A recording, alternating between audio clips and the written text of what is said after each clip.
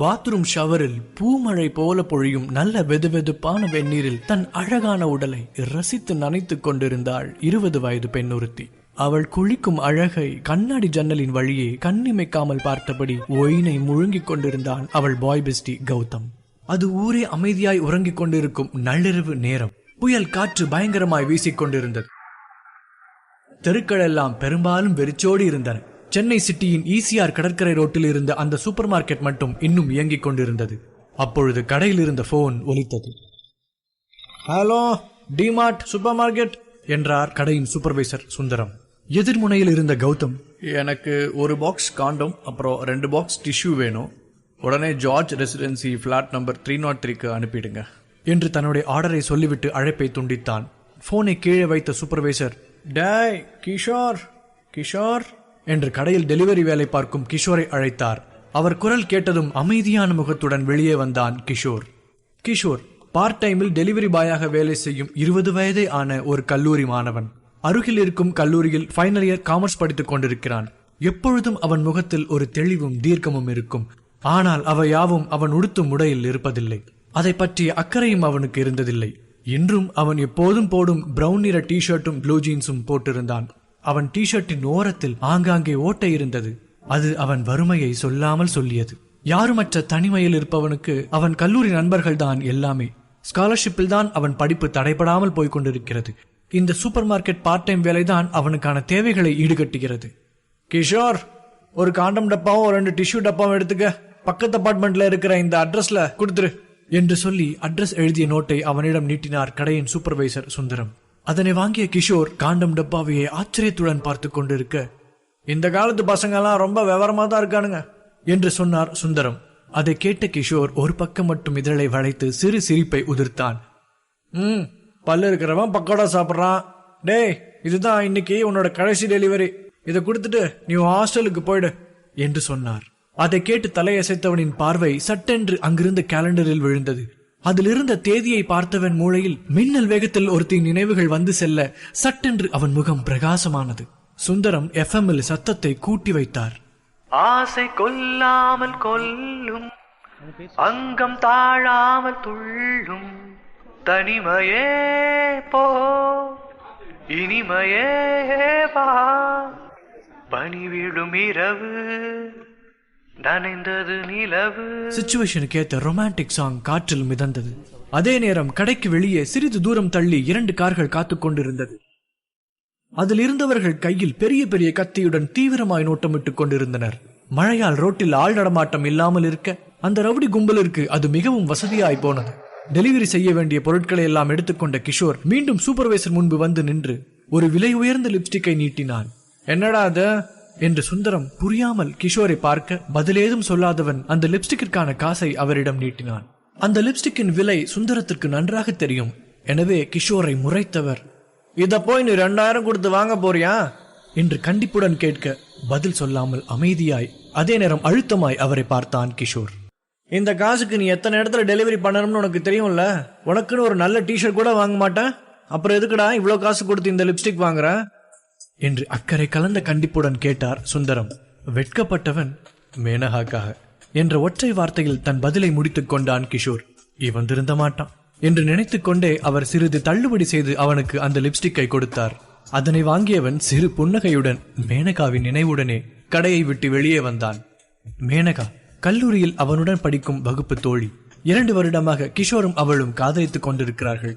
தான் சேமித்த பணத்தை எல்லாம் அவளுக்காக செலவு செய்வதையே தன் முழு நேர மகிழ்ச்சியாக கொண்டிருக்கும் கிஷோர் அவளை தனக்கான தேவதையாக கொண்டாடி கொண்டிருந்தான். மழை வெளுத்து வாங்க தொடங்கி இருக்க ரெயின்கோட்டை மாட்டிக்கொண்டு ஹெல்மெட்டை தலையில் பொருத்தி பைக்கை ஸ்டார்ட் செய்தான். டேய், இந்த போட்டோல இருக்கிறவ இவன் தானே, வெளியே வந்துட்டான்டா என்று காரில் காத்திருந்த ஒருவன் சொல்ல, பார்க்க பொடிய மாதிரி இருக்கான், இவனா இவ்வளோ பண்ணது என்று சந்தேகத்துடன் கேட்டான் இன்னொருவன். பொடி பையனோ பெரிய பையனோ அவன் யாரா இருந்தா நமக்கு என்ன, அவனை தூக்க சொன்னாங்க தூக்கிடுவோம், கொடுத்த காசுக்கு நமக்கு சொன்ன வேலையை மட்டும் நம்ம முடிக்கணும், அதை விட்டுட்டு ஆராய்ச்சி பண்ணிட்டு இருக்க கூடாது, புரியுதா என்று மற்றவர்களை பார்த்து சொன்ன அந்த குழு தலைவன், டேய் மணி, கொஞ்ச தூரம் போனதும் அந்த பையனை அடிச்சு தூக்கிடு என்று டிரைவரிடம் சொன்னான். 2 காரும் கிஷோரை பின்தொடர்ந்தது. மழையில் சென்று கொண்டிருந்த கிஷோர் கண்ணாடி வழியே 2 கார் பின்னே வருவதைக் கண்டு முதலில் சாதாரணமாகத்தான் நினைத்தான். ஆனால் கார் நீண்ட நேரமாக பின்னால் வருவதை கண்டவன் ஏதோ சரியில்லை என்று புரிந்து கொண்டு வேகத்தை கூட்டினான். ஏன் என்ன ஃபாலோ பண்றாங்க என்று மனதுக்குள் நினைத்த கிஷோர் சிறிது பயத்துடனே வேகமாய் வண்டியை ஓட்ட ஆரம்பித்தான். அவன் வேகமாய் போவதை உணர்ந்தவர்கள் வெறியோடு அவனை துரத்த ஆரம்பித்தனர். பைக்கின் வேகத்தை கூட்டினான் கிஷோர். மழையில் சாலை வழுக்கிக் கொண்டு ஓட்டுவதற்கு கடினமாக இருக்க சுதாரித்து ஓட்டிய கிஷோர் வேண்டுமென்றே சட்டென ஒரு சிறிய சந்துக்குள் பைக்கை திருப்பி அவர்கள் கண்ணில் மண்ணை தூவிவிட்டு மறைந்தான். இவ்வளவு நேரம் தங்கள் கண்முன்பு இருந்தவன் இப்போது இல்லாமல் போகவும் அதிர்ச்சி அடைந்த ரவுடிகள் காரை விட்டு இறங்கினார்கள். இப்படி கோட்டை விட்டுட்டோமே என்று தரையை ஓங்கி ஒருவன் உதைக்கி, நம்ம கிட்ட சிக்காமைய போவான், வா முதல்ல இங்கிருந்து கிளம்புவோம் என்று இன்னொருவன் கூற அங்கிருந்து அகன்றனர்.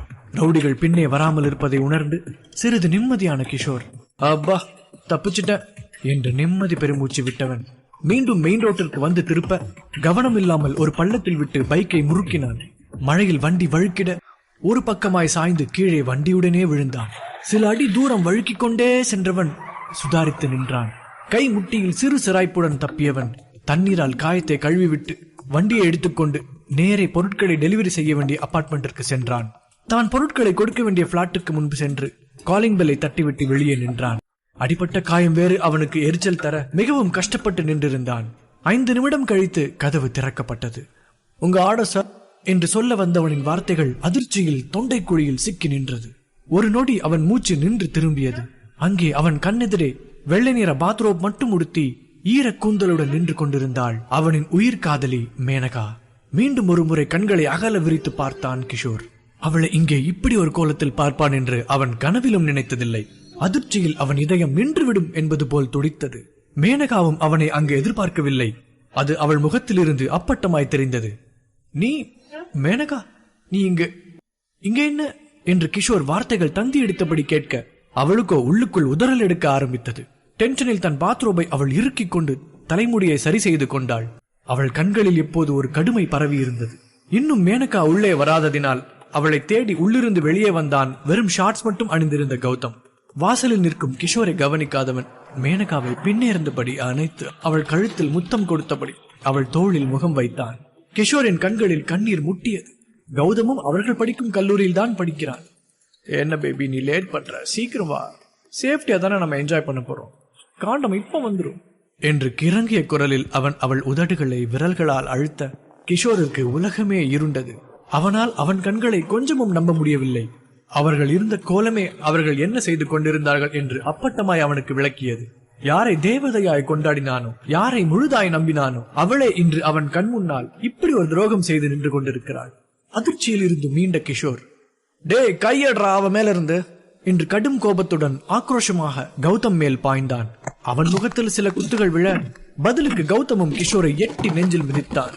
ஆத்திரத்தின் உச்சத்திற்கு சென்ற கிஷோர் தடியான நைட் லாம்பை தூக்கிக் கொண்டு கௌதமை அடிக்க வர, போது நிறுத்து என்று கோபமாய் கத்தி அவனை தடுத்து நிறுத்தினாள் மேனகா. கீழே போடுற கீழே என்று கிஷோரை தள்ளிவிட்டாள். கீழே விழுந்த கிஷோர் அவளை புரியாமல் பார்க்க இதற்கு மேலும் மறைக்க ஒன்றுமில்லை என்று முடிவுக்கு வந்த மேனகா அவனை ஏளனமாய் பார்த்தாள். இத்தோட எல்லாத்தையும் முடிச்சுக்கலாம் கிஷோர், லெட்ஸ் பிரேக் அப், இனிமே உனக்கும் எனக்கும் எந்த சம்பந்தமும் இல்லை என்று அவன் முகத்தை கூட பார்க்க பிடிக்காமல் கூறினாள். நடப்பது ஏதும் விளங்காமல் முழித்த கிஷோர், மேனகா என்ன சொல்ற என்று கலங்கிய விழிகளுடன் அதிர்ச்சியுடனே அவள் கைகளை பற்றி கொண்டு கேட்க, சட்டென்று அவன் கைகளை உதறி தள்ளியவள், சி என்ன தொடாத, உன்னை பார்க்கவே எனக்கு சுத்தமா பிடிக்கல, நீ தொட்டாலே அருவருப்பா இருக்கு என்று ஏதோ அசிங்கத்தை தொட்டது போல் அவள் கையை உதறி முகம் சுழிக்க சுக்கு நூறாக உடைந்து போனான் கிஷோர். அவன் நெஞ்சை கிழிக்கும் வலி கண்களில் கண்ணீராக கசிந்து கொண்டிருந்தது. உன் தகுதி என்னன்னு உனக்கு தெரியுமா? நீ எல்லாம் என் பக்கத்துல நிக்கவே தகுதி இல்லாதவன். ஏதோ நான் ஃபர்ஸ்ட் இயர்ல அப்பாவே இருந்ததுனால தெரியாதனமா உன்னை நம்பி லவ் பண்ணி தொலைச்சிட்டேன். நீ என்ன நல்லா ஏமாத்திட்ட. ஆனா இனிமே அப்படி இருக்க முடியாது. இதுக்கு மேலேயும் என்னையே நானே ஃபூலாக்கிக்க மாட்டேன் என்று அபாண்டமாக கிஷோர் மேல் படிகளை அடுக்கிக் கொண்டே போனாள் மேனகா. உன் கூட நான் நடந்து வர்றப்போ நம்ம காலேஜே என்னை எவ்வளவு கேவலமா பார்க்கும் தெரியுமா? எல்லாரும் சிரிப்பாங்கடா. எனக்கு அப்படியே செத்துடலாமான்னு தோணும். உன்னோட சேர்த்து என்னையும் ஒரு பெக்கர் மாதிரி தான்டா பார்த்தாங்க எல்லாரும். ச்சே, உன்னால நான் கேட்கிற எதையாவது வாங்கி தர முடியுமா? முடியாது. உன்னையே உன்னால காப்பாத்திக்க முடியல, இதுல எங்க என்ன நல்லா வச்சுக்க போற? நீ ஒரு லூசர் கிஷோர். உன் கூட இருந்தா நானும் உன்ன மாதிரி தான் காசுக்கு கஷ்டப்படணும். என்னால் அப்படி வாழ முடியாது.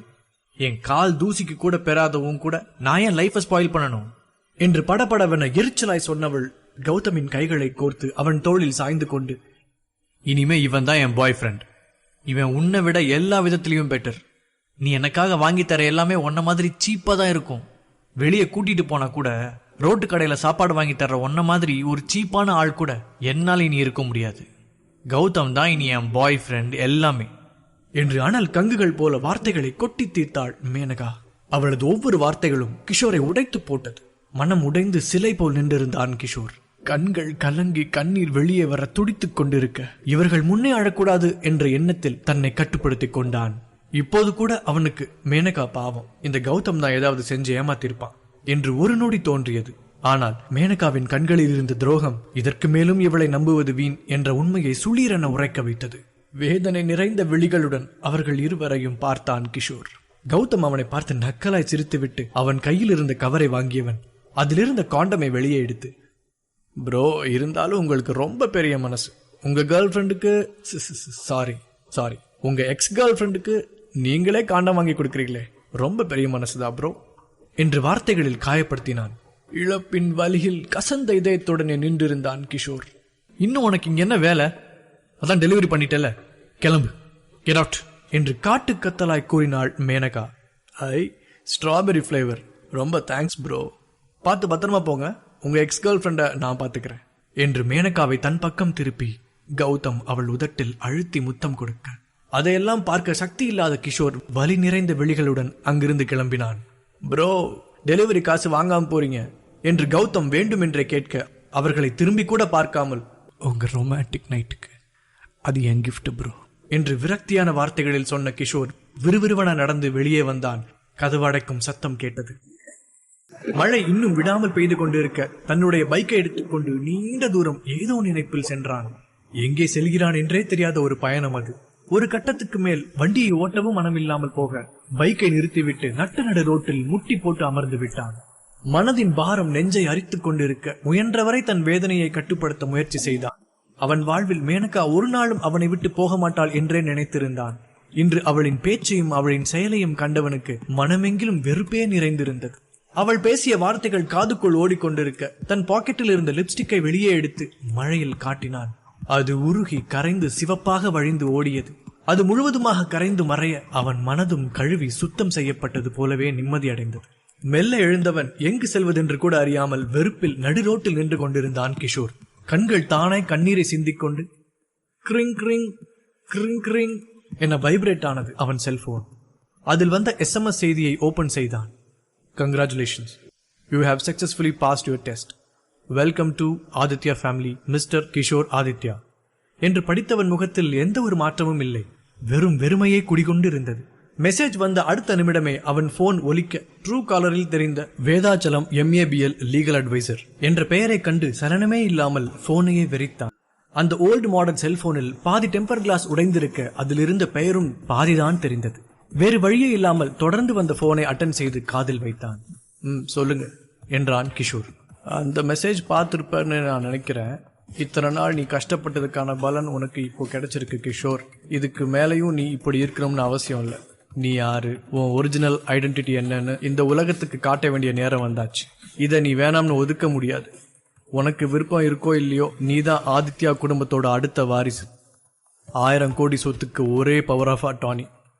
இதை யாராலையும் மாற்ற முடியாது. நான் சொல்றது உனக்கு புரியும்னு நினைக்கிறேன். சீக்கிரமே வா என்று எதிர்புறத்திலிருந்து தீர்க்கமான ஒரு 60 வயது மதிக்கத்தக்க குரல் கேட்டது. அதில் கிஷோர் மேல் இருக்கும் அக்கறையும் தெளிவாக புரிந்தது. என்று மட்டுமே பதிலாய் அளித்தான் கிஷோர். நீ அடுத்து பண்ண வேண்டிய வேலையும் உனக்கு மெசேஜ்ல வந்திருக்கும்.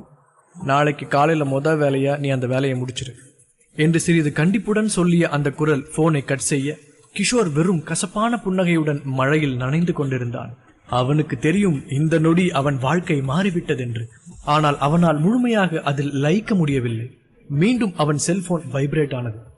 Royal Bank of Commerce, your account balance 1000 crores.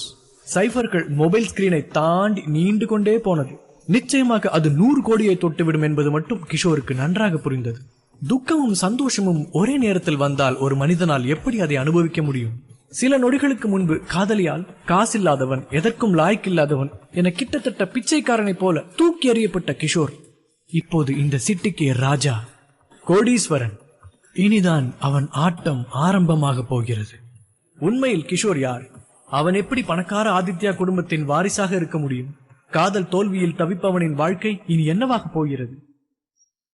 சுவாரஸ்யமான கேள்விகளுக்கு அதிர்ச்சி திருப்பங்களுடன் பதிலளிக்கப் போகிறது. Keep listening.